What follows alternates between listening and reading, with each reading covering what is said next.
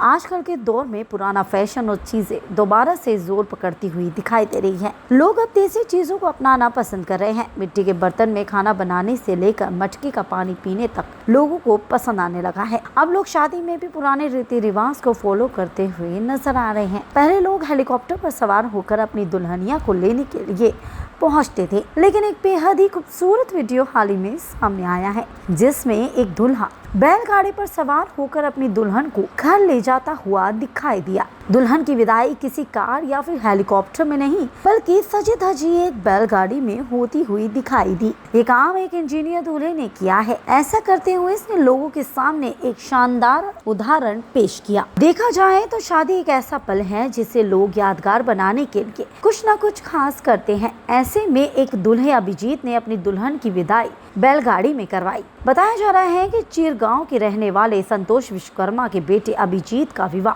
मुडवाली की रहने वाली शिक्षिका बबली के साथ तय हुआ, जिसके बाद दोनों पक्ष झांसी पहुंचे, जहां एक विवाह घर में विवाह संपन्न हुआ। जब सुबह विदाई का समय आया तो लग्जरी गाड़ी की जगह 2 बैलों की जोड़ी और एक बैलगाड़ी दुल्हन की तरह सजी हुई दरवाजे पर खड़ी नजर आई, जिसे देखकर हर कोई दंग था और उसी बैलगाड़ी से दुल्हन की विदाई हुई। दूल्हे अभिजीत ने बताया कि हमें अपनी पुरानी परंपराओं को कभी नहीं भूलना चाहिए। पहले जमाने में बैलगाड़ियों से बारात जाया करती थी, लेकिन आज के इस आधुनिक युग में लोग अपनी परंपराओं को भूलते जा रहे हैं। अभिजीत आज यहाँ हेलीकॉप्टर बहुत बधाइयाँ होती हैं सबको लेकर क्या युवा को ये संदेश देना चाहते हैं, जमीन से जुड़ के रहना चाहिए हमें।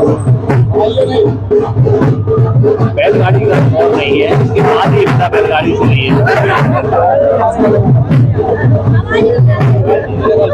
दूल्हे के पिता संतोष विश्वकर्मा ने बताया कि दूल्हे अभिजीत की इच्छा थी कि उसकी शादी में विदाई बैलगाड़ी से हो। बैलगाड़ी से विदाई के दौरान दूल्हा और दुल्हन दोनों खुश नजर आए।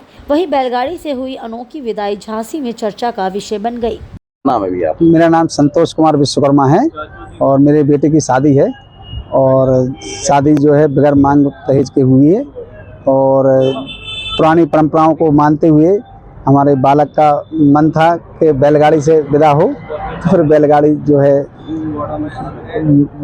गांव से मंगाई गई है। कहाँ से बारात आई? मैं चिरगांव ब्लॉक ग्राम जरियाई का रहने वाला हूं और अभी वर्तमान में झांसी यहाँ पर रहता हूं, अंसल पामकोट के पास में।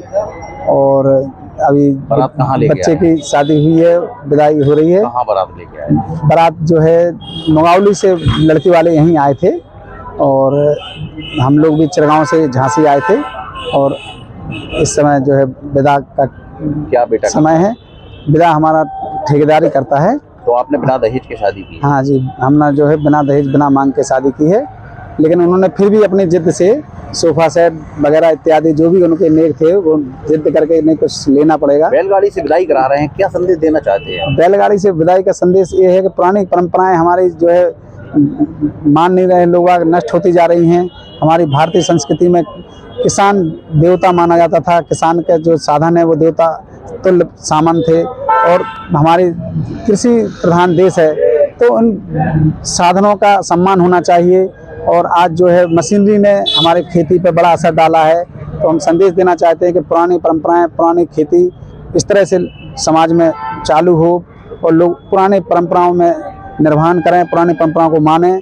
आज जो मशीनरी के युग में लोग अपना भाग दौड़ में अपना सब सुख चैन खोते जा रहे हैं और इस तरह से जो मैं संदेश देना चाहता हूं कि लोग पुराने समय की ओर लौटें और पुराना आनंद, पुरानी खुशहाली फिर से हमारे देश में आए, हमारे जिले में आए, हमारे समाज में आए।